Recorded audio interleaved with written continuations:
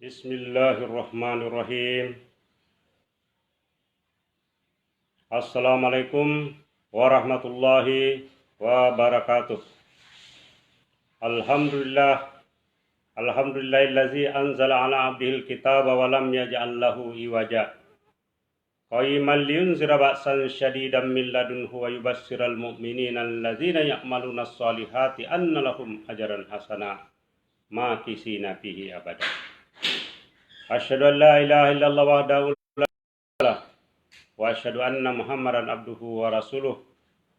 Allahumma shalli wa sallim ala nabiyyina Muhammadin wa ala alihi wa sahbihi wa tabi'in ajmain. Raditu billahi rabba wa bil islami dina wa bi Muhammadin nabiyya wa rasula. Para pemirsa yang kami muliakan dan insyaallah dimuliakan juga oleh Allah Subhanahu wa taala, pada hari-hari terakhir ini, hari-hari terakhir di bulan Ramadan, bulan yang mulia, kita akan melanjutkan kajian di dalam surah Al-Quran, surah Fatir, surah yang ke-35. Kita akan melanjutkan beberapa ayat suci Al-Quran yang anda kita tadabburi ini, mulai dari ayat 39 sampai seterusnya ayat 43, dan ini adalah sesi yang ke-11. Insyaallah satu sesi lagi kita akan akhiri pada hari terakhir bulan puasa tanggal 30 Ramadan. Nah, alhamdulillah kita berjumpa lagi dalam forum online ini. Insyaallah kita juga akan menjelaskan beberapa topik, tetapi yang paling utama yang ingin saya kemukakan di sini sesuai dengan ayat ke-39 dari surah Fatir itu, yaitu posisi manusia sebagai khalifah di muka bumi. Seringkali yang dijadikan referensi oleh kita untuk berbicara tentang khalifah itu pada umumnya di Al-Baqarah ini, surah yang kedua ayat 30. Tetapi di ayat-ayat lain sebetulnya khalifah ini juga disebutkan di dalam beberapa surah dalam Al-Quran.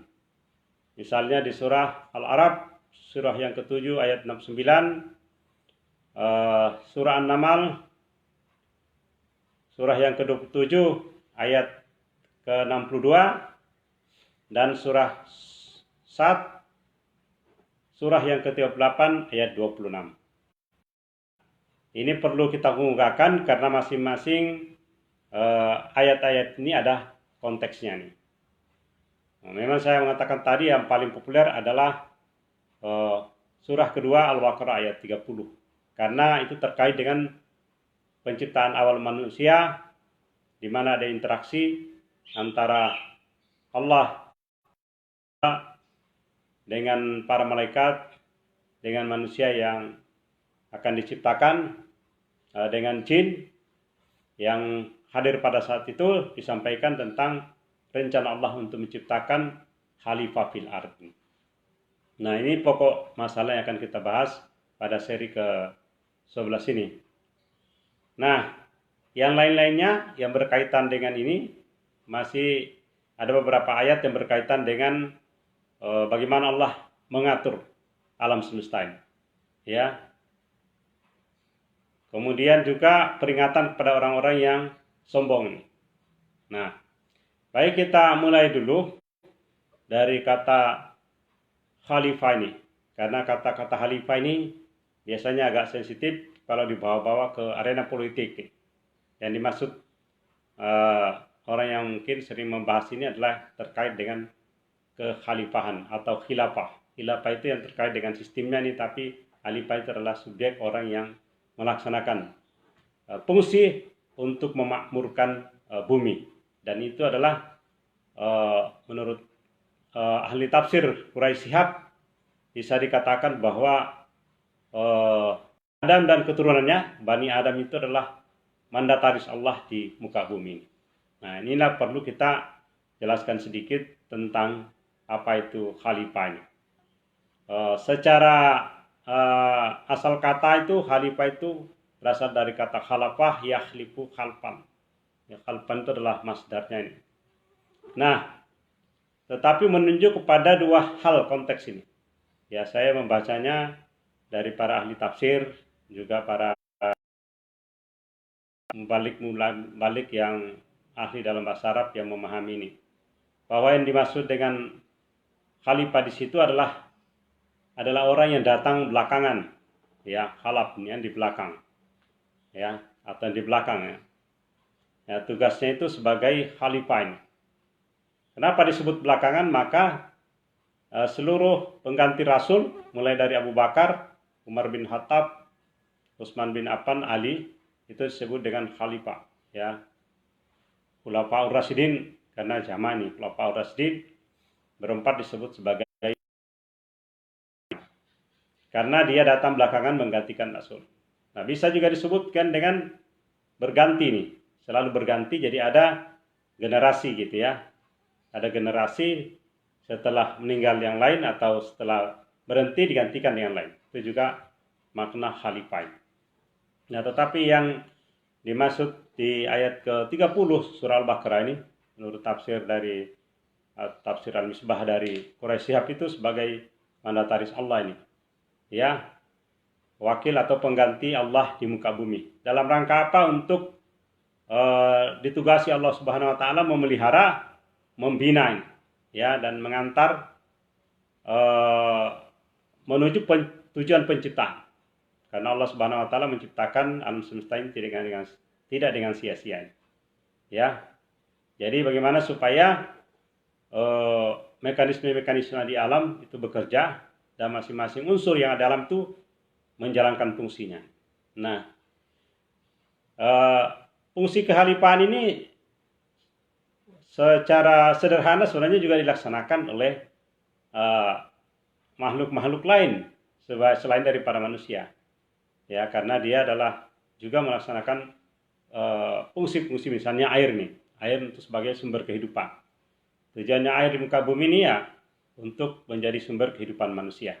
Ya, sehingga tanaman bisa tumbuh, manusia bisa minum dari sana, dan seterusnya dan seterusnya. Dan air itu fungsinya sangat luas. Di mana ada kehidupan, di mana ada air, di situ ada kehidupan. Nah, kemudian pada diri kita sendiri itu, setiap manusia itu adalah khalifah. Ya, karena kita minimal bagi diri kita sendiri, kita menjadi khalifah bagi diri kita. Jadi seluruh organ yang ada dalam tubuh kita itu diusahakan supaya dimaksimalkan untuk mewujudkan apa yang menjadi tujuan penciptaannya. Ya, supaya sistem dalam tubuh, tangan, kepala, kaki, dan seterusnya, dan organ-organ tubuh yang lain, pendengaran, penglihatan, supaya maksimal fungsinya sesuai dengan tujuan penciptaan. Untuk mendengarkan ayat-ayat Allah, untuk melihat fenomena ayat-ayat Allah ini, untuk memikirkan ayat-ayat Allah ini. Jadi di dalam diri manusia itu ada fungsi-fungsi kekhalifahan, bukan dalam arti terbatas pada satu organ tubuh yang lain saja, tapi manusia sebagai individu secara keseluruhan. Nah, ini penting untuk kita cermati nih, ya, supaya kata khalifah tidak mudah dipelesetkan, selalu dikaitkan dengan dimensi politik nih, ya. Nah, baik, kita ambilkan ini beberapa ayat yang berkaitan. Yang pertama tadi memang di surah Fatir, surah 35 ayat ke-39. A'udzubillahi minasyaitonirrajim. Wallazi ja'alakum khalaifa fil ard. Faman kafara fa alaihi kufruhu wala yazidul kafirina kufruhum inda rabbihim illa maqta. Wala yazidul kafirina kufruhum illa khasara. Dialah yang menjadikan kamu nih. Ya, maksudnya dia itu, domirnya itu kembali kepada Allah ini. Domir atau pelakunya kembali kepada Allah. Dialah menjadikan kamu nih Khalaifah, ya, khalifah ini jamak ini. Ya, khalifah artinya menjadi khalifah di muka bumi untuk menjalankan berbagai macam perang. Nah, itu kata kuncinya di sini adalah khalifah ini. Nah, barang siapa yang kafir ini, faman kafara fa alaihi kufruhu. Barang siapa yang kafir, ya, maka akibat kekafirannya itu menimpa untuk dirinya sendiri. Jadi, ini ada hubungannya dengan yang pernah kita sampaikan bahwa setiap orang itu bertanggung jawab terhadap perbuatannya, terhadap tindakannya, terhadap perilakunya. Orang lain tidak bisa menanggung dosa seseorang. Dia langsung bertanggung jawab. Ya, sama dengan ini. Kalau kita ingkar kepada Allah, kekafiran itu adalah untuk diri kita sendiri. Ya, tidak ada kerugian bagi Allah jika manusia itu kafir, karena tidak bisa merepresentasi Allah itu tidak mendapatkan legitimasi kuasaannya itu dari manusia. Ya, sehingga kalau manusia pun kafir kepada Allah, itu adalah akibatnya kepada dirinya sendiri.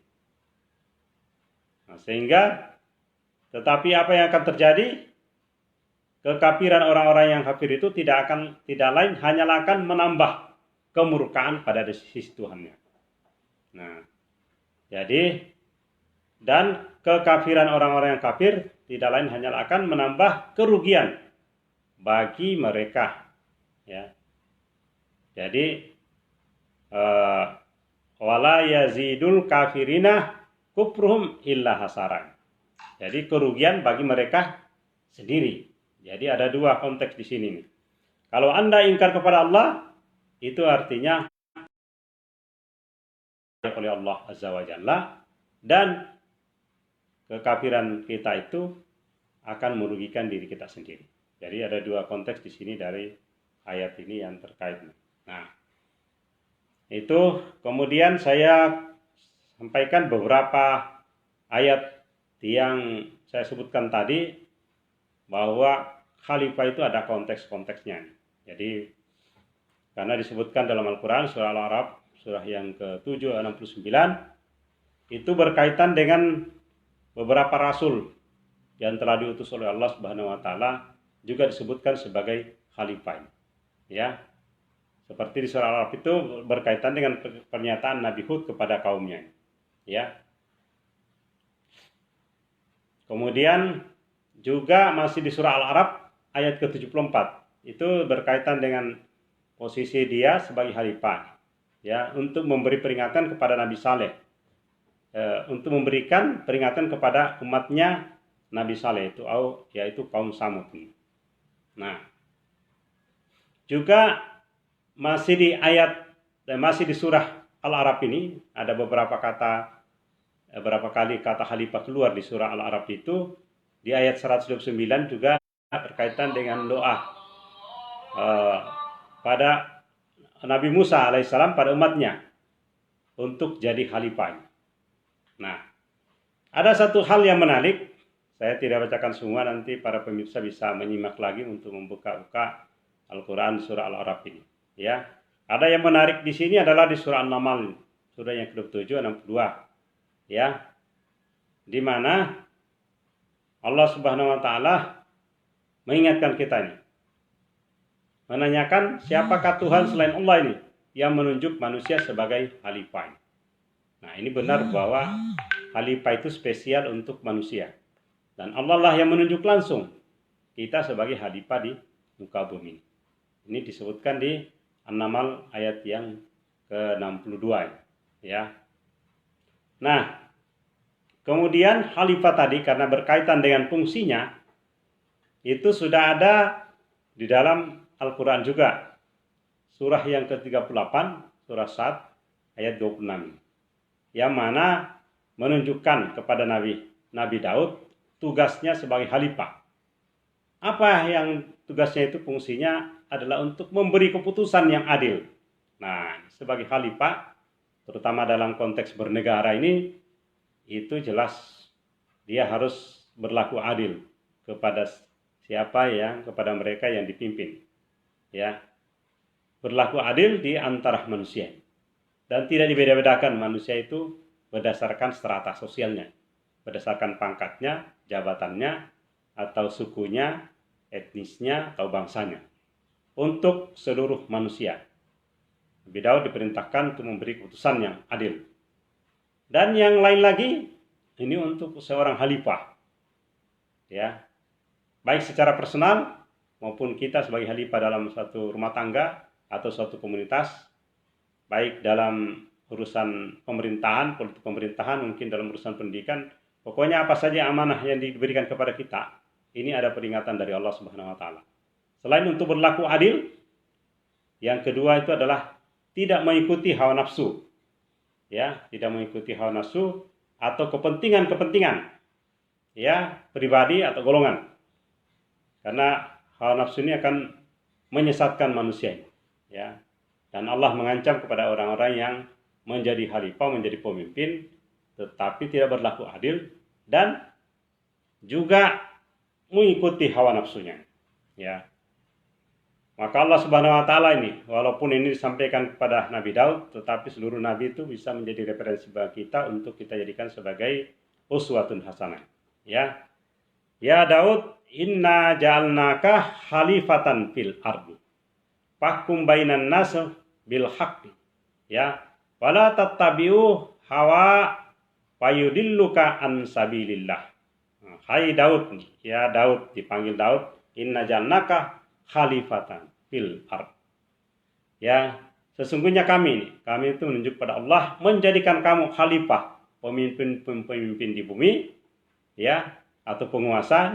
Dalam beberapa tafsir ada yang menggunakan istilah pemimpin, ada yang menggunakan penguasa, dan juga yang di tafsir Al-Misbah dan misalnya menggunakan kata pengganti. Ya, wakil Allah di muka bumi. Maka berilah keputusan perkara di antara manusia dengan adil. Ya, fahkum bainan nas bil haqqi. Dengan kebenaran dan dengan keadilan. Ya. Wala tattabil hawa fayudilluka an sabilillah. Ya. Dan janganlah kamu mengikuti hawa nafsu. Nah, kenapa kalau mengikuti hawa nafsu dalam memimpin ini bahaya nih?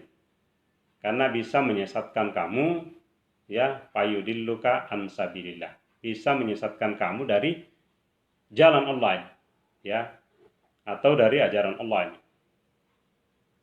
Nah, sesungguhnya orang-orang yang sesat dari jalan Allah itu akan mendapat azab yang berat, ya, karena mereka melupakan dirinya dari hari perhitungan, ya, yaumal hisab, hari perhitungan.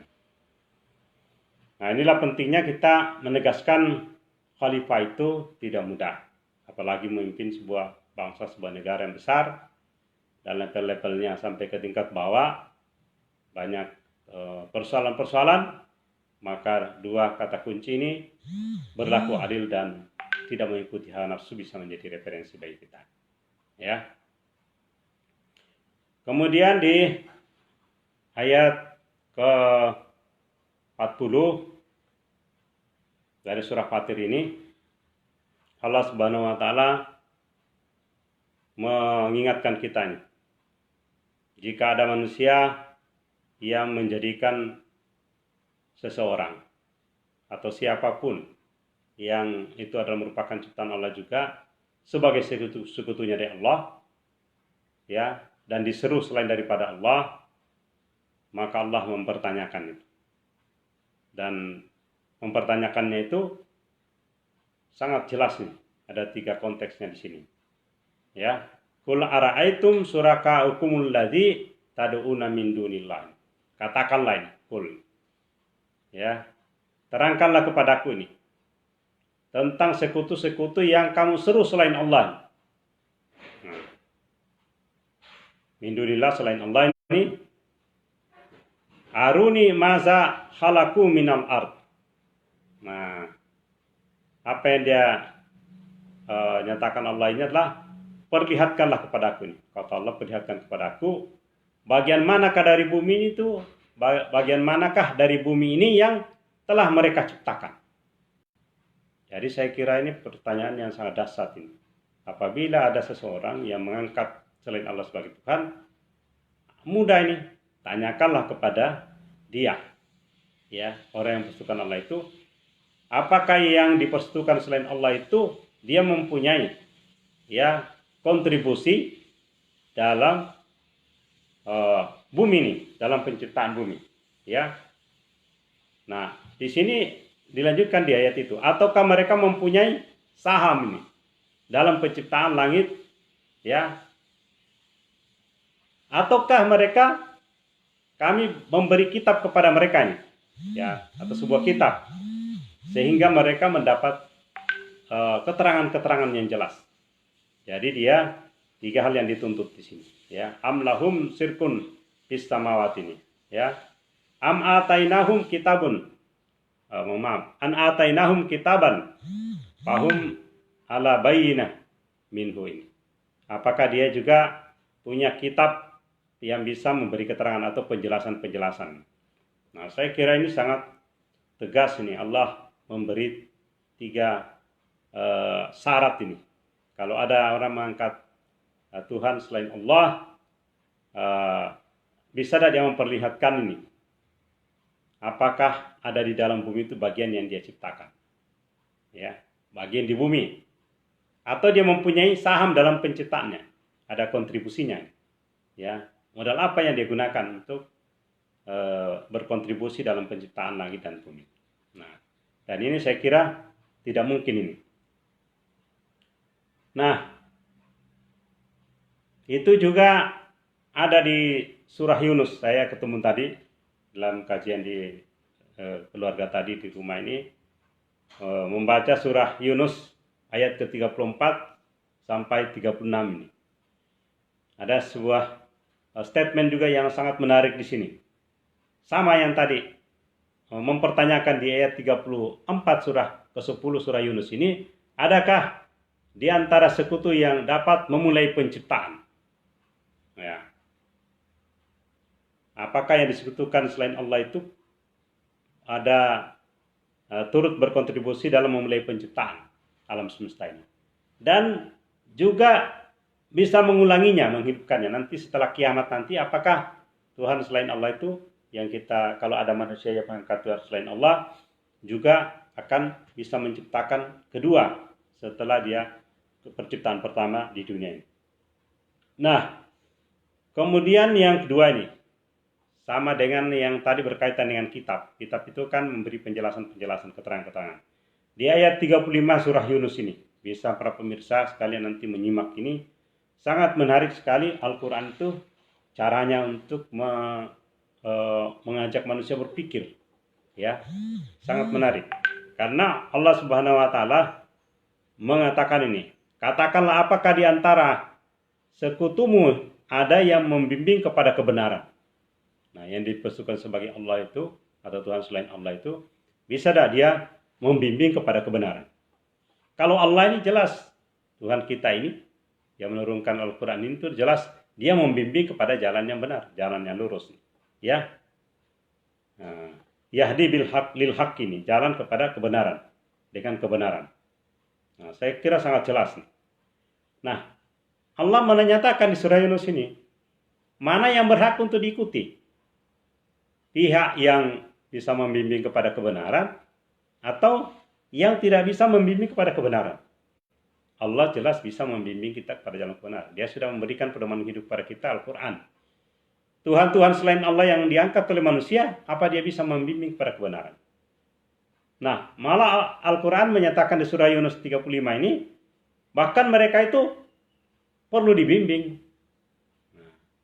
Malah mereka itu yang perlu dibimbing. Apalagi kalau manusia mengangkat sesamanya manusia.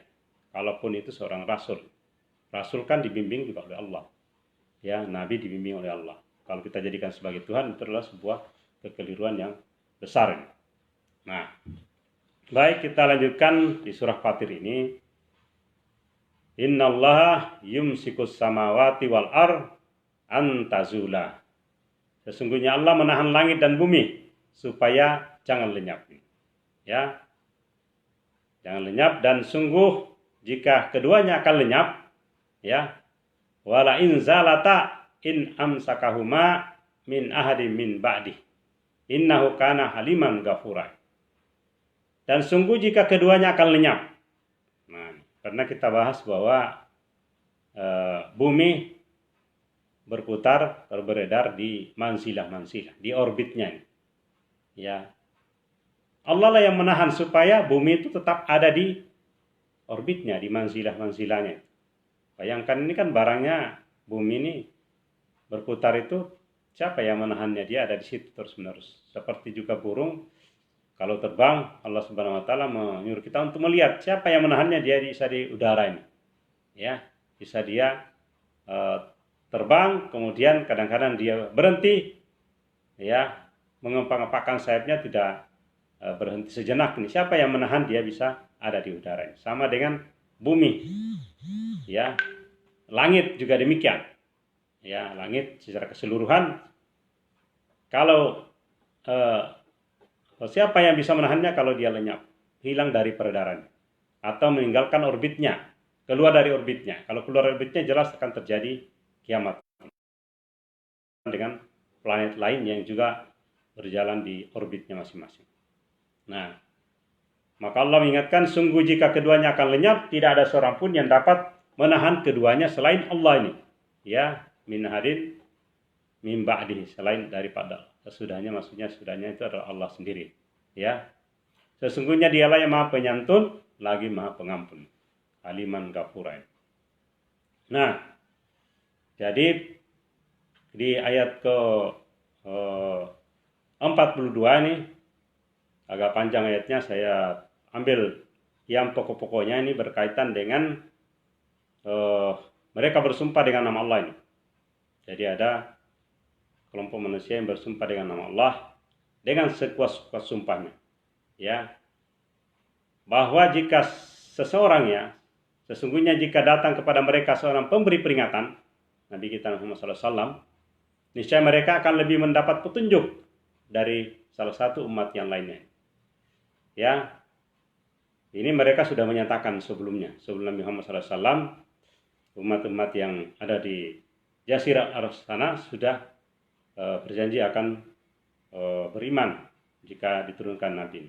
Seperti yang disebutkan di dalam berbagai ayat dalam Al-Quran, bahwa kaum Nasrani, Yahudi sudah tahu di dalam kitabnya masing-masing, bahkan mereka tahu persis tentang ciri-cirinya Nabi kita Muhammad SAW, ya'rifunahu kama ya'rifuna abna'ahum. Mereka itu tahu Nabi kita Muhammad SAW ciri-ciri mereka sendiri, atau mengenal anak-anak dari diri mereka sendiri.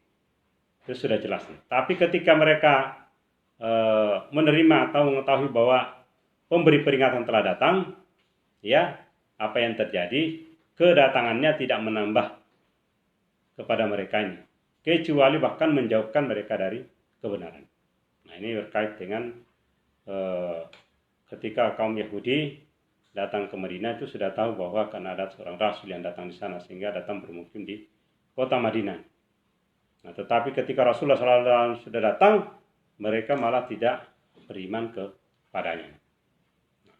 Itu intinya di ayat 42 ini, ya.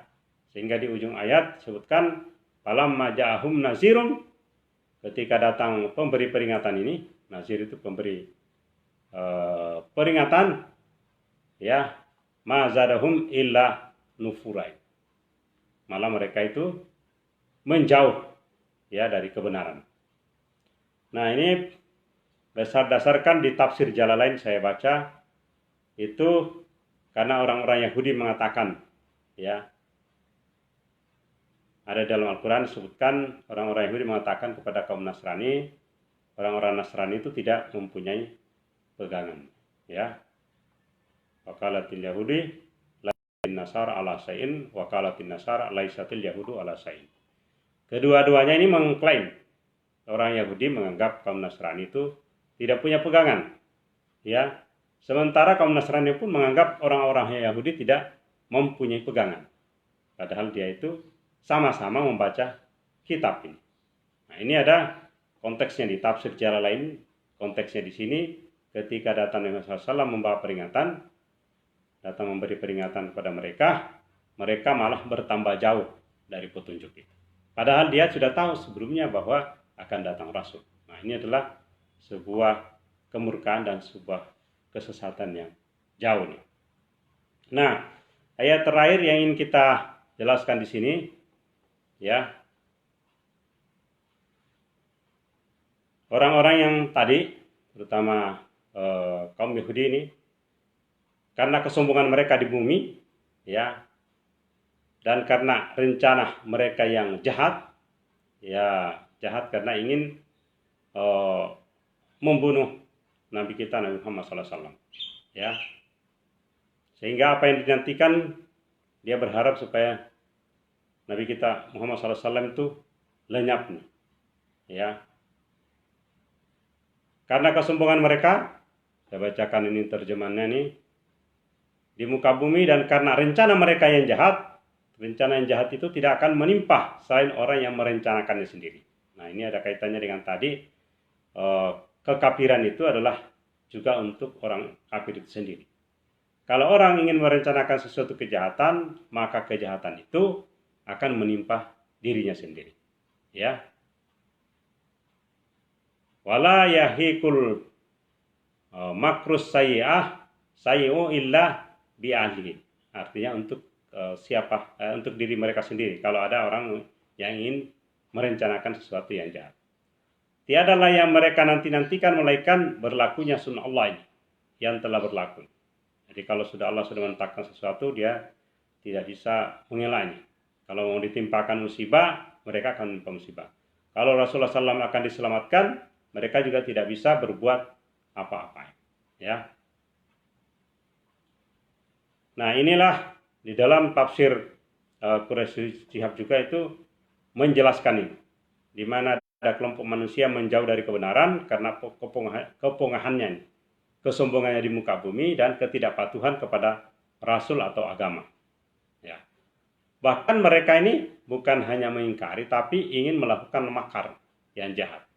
Ya, sebagai hasil dari bisikan setan yang disebut tadi, mengikuti hawa nafsu gitu ya, kebisikan setan, dan berpaling dari agama yang dibawa oleh Rasul. Maka Rasulullah SAW malah diperangi, ya, diperangi di uber-uber, sehingga dakwahnya itu menjadi terhalang. Nah, tetapi Allah Subhanahu wa taala sudah menjamin bahwa sunnahnya ini, kalau sudah menentukan sesuatu, tidak ada manusia pun yang bisa menghalanginya, ya. Apalagi para pembuat makar ini. Nah, saya kira ini penting untuk kita sampaikan yang terakhir ini, bahwa kalau ada orang datang memberi peringatan, menyampaikan kebenaran, selalu ada manusia yang ingin menghalanginya. Ya, ada sekelompok manusia yang selalu berusaha untuk malah mengajak kepada kesesatan. Nah, karena kita fungsinya sebagai khalifah di muka bumi, tetaplah kita berusaha. Hidup ini adalah ujian. Kalaupun ada rintangan-rintangan, insya Allah rintangan-rintangan itu akan memberi bobot terhadap perjuangan kita. Apapun caranya, kalau kita sudah punya niat untuk menegakkan kalimat-kalimat Allah di muka bumi ini, senantiasa akan ada yang menghalang-halangi. Tapi kita tetap berusaha. Ya, kita tetap berusaha, karena amalan manusia tidak hanya dilihat dari hasilnya, outputnya, tetapi bagaimana proses manusia untuk menjalannya. Nah, sama dengan kita ini menuntut ilmu, mencari ilmu, membaca Al-Quran dan seterusnya, belajar agama dan seterusnya. Kita di sini itu tetap berusaha. Ini ada perbedaan. Kalau manusia menuntut ilmu dalam hal mencari pekerjaan, dia akan mendapatkan hasilnya atau imbalannya hanya pada batas pekerjaan itu. Dapat. Tapi kalau kita menuntut ilmu karena Allah, ya, atau bekerja karena Allah, mungkin hasilnya terbatas, kurang, atau belum kita dapatkan di dunia ini. Tapi nanti jelas di akhirat kita dapatkan. Sama dengan dan siapapun yang senantiasa berusaha bekerja. Bekerja kita itu tetap dihitung Allah sebagai pahala. Walaupun mungkin yang kita kerjakan itu mungkin belum ada hasilnya sekarang. Mungkin perlu satu generasi, ya, baru kita kelihatan hasilnya. Rasulullah SAW berdakwah, yang di dakwah itu ya masih terbatas dibanding dengan sekarang ini. Sekarang ini seluruh dunia sudah ada banyak, di setiap negara ada komunitas muslimnya. zaman Rasulullah masih di sekitar Jazirah sana, Jazirah Arab, dan mungkin ada bagian-bagian dunia lain. Tapi belum seluas penyebaran Islam sekarang. Kita berharap kita berkontribusi, apalagi dengan media online ini sudah terbuka luas ruang di mana kita untuk saling mengingatkan watawasau bil haqqi watawasau bis sabar.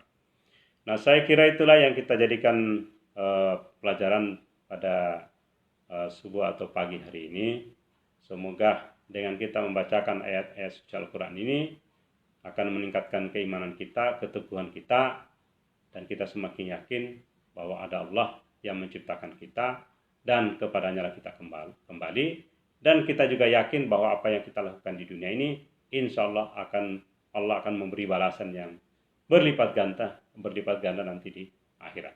Itulah keyakinan kita, dan keyakinan kita itu akan menjadi pasif atau menjadi dasar dalam hal kita bertindak, berperilaku, beraktivitas di muka bumi sebagai tempat kita ditugaskan oleh Allah Subhanahu wa taala untuk menjadi khalifah.